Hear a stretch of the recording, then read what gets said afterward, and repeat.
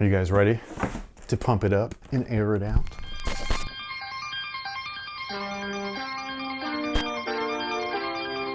Yo, what's good guys? My name's Chris. Welcome back to the official WearTesters.com YouTube channel. Today we got something really cool. It's not quite an original, but it's pretty close. It's a brand new pump model from the Reebok brand. And it is these bad boys right here. Like, look at, wow. But these guys right here are the Reebok Pump TZ. TZ standing for Twilight Zone because the upper is actually from the Reebok Twilight Zone pump, but the tooling is not. It's a hybrid. Speaking of hybrid, these are awesome. I want to do a video. I just don't know if you guys will watch. Please let me know. But anyways, I grabbed these from Top Shelf Sneakers.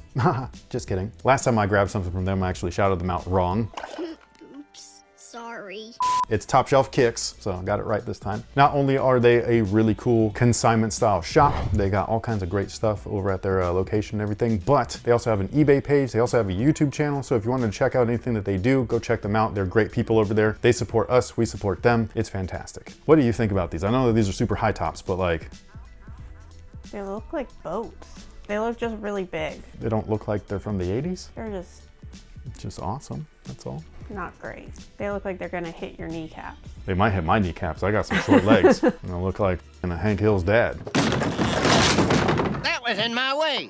But instead of cowboy boots, got pumps on. Cankle's so big, the pump doesn't even need to do anything. It's already tight.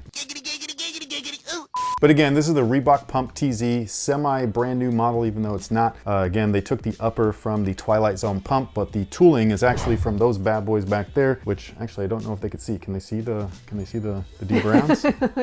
Barely, they like blend into the sign. Okay, so the D Browns, we did a video on those and stuff. It's the Omni Pump or the Omni Zone pump. And basically they take the tooling from that shoe and then they put it on the upper of this shoe. I don't know how like Reebok fans feel about this. I haven't heard anything from anybody, so if you're here, I'm assuming that you're a Reebok fan, but let me know down below what you think, because I'm kind of half and half on it. I think that they look great, like as is, but at the same time, I'm curious as to why they didn't release the shoe in original form and everything. Like, I just think it's like really weird. Obviously, the reason being is that it's cheaper to do it like this. They already have the tooling molds, they've got all the supplies, all that stuff, so they're able to save a lot of cost by not recreating the original tooling, which a friend of mine used to work over at Reebok, and he had told me that they get rid of all of the tooling molds and designs and stuff like that whenever they're done with a retro run, and then they go and have to like recreate everything again when they go to, you know, make another version of that retro shoe, which is why we always see a slew of Iversons, because they never close those molds up. But it's why we don't see,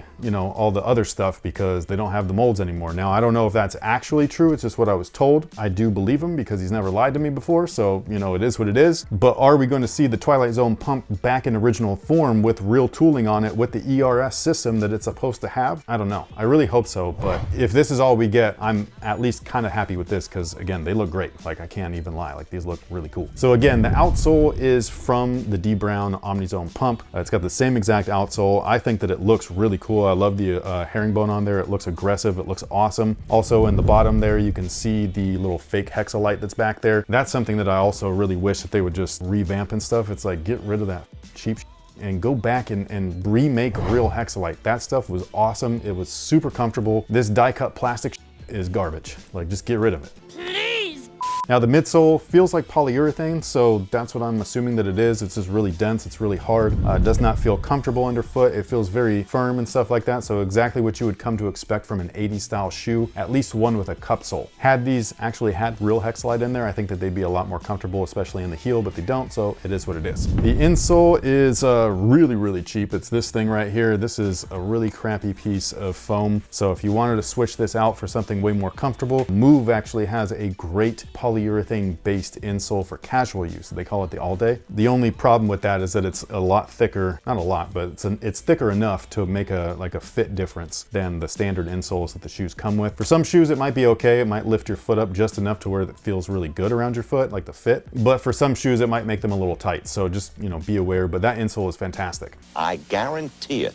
Anyways, the upper on these guys is great. So that's the thing that like Reebok still does well, which I'm really happy with. Basically the entire forefoot section of the shoe is really thick cuts of leather, and it's actual leather. It looks awesome. It's super soft. It's plush. Again, you can see the cuts in there. It's so good. It's so good. The back half though, it's all synthetic garbage. It's really weird. I don't really care that the back half is garbage because the good stuff is used where your foot moves and bends and flexes, and that's exactly where you want the good stuff to be. But this is a good opportunity to kind of show you guys exactly what these cuts look like. So when I'm sitting here and I'm trying to explain to you what this material is, like, hey, this one's synthetic and this one's genuine, basically you look at the cuts right here, you can see the leather fibers in there. It's clearly different than the cuts of the synthetic stuff, which is stark white. It looks damn near like vinyl, and it's got some kind of like fabric binder in it. It's not real material, you know what I mean? So if you look at the cut lines, like the actual cuts of the material, you'll see all the stark white stuff is a synthetic material. All the stuff that's got a little bit of a gray tone to it is the genuine material, the real leather, if you will. And so yeah, you don't have to cut shoes apart to be able to see that unless they like roll those edges. Then you're gonna wanna do something like that to like see what it is. Or you might not want to, but people that cut shoes in half will. Now they did do a slew of releases with this shoe in other original colorways. This is one of them. The other colorways though are freaking expensive because they did that. This is that shoe with the weird pre-aged and the cracked looking midsole. They tried to do like that, you know, off-white Chicago 2 thing to them. They even have the original Twilight Zone Pump colorway in there that was the Volt one, like the most popular one. And those things just retail for like absurd amounts of money, and that was a bad move, I think. Hopefully we see more original colorways that are more affordable, more attainable for like normal people. I don't know who the hell they think that they were selling those things to, but whatever. But I love everything that's on the shoe. Again, the design is fantastic. I love all the little plastic trinkets and stuff like that, all the little cages that they have that act as the eye stay and lockdown support features. I just think it's really cool. The pump system is different than the original Twilight Zone pumps. I believe the original Twilight Zone pump had a bladder in the tongue as well as in the surrounding heel area. Hopefully I'm not wrong. I could be wrong, but I'm pretty sure that that was what the original one is. This new version, the bladder is only in the pump, so the air pump is just in the tongue area. I think I messed up my words there. I'm not gonna re-say it. Just know that the air bladder is only in the tongue. Where is it?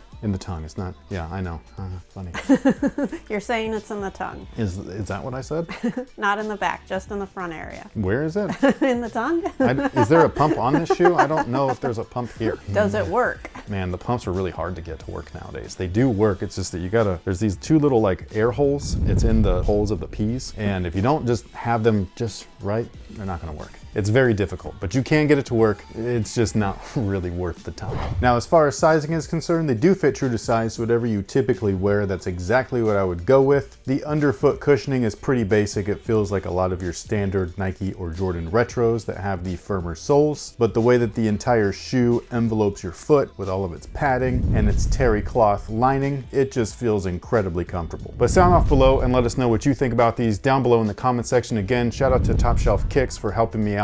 By the time that you see this, I think that these might be available already, but when I grabbed them, they were not available yet. But sound off below and let us know what you think about these down in the comment section. Do you think that these are as awesome as I do? I don't know if I'm gonna wear these very often because they are so high, but I love having these things in the collection. I just think that they look so cool. Like there's nothing else besides like old school Jordans that remind me more of the 80s. But again, sound off below, let us know your thoughts. Thank you so much for being here. We greatly appreciate it. We will catch you guys on the next one. So until then, have a good one.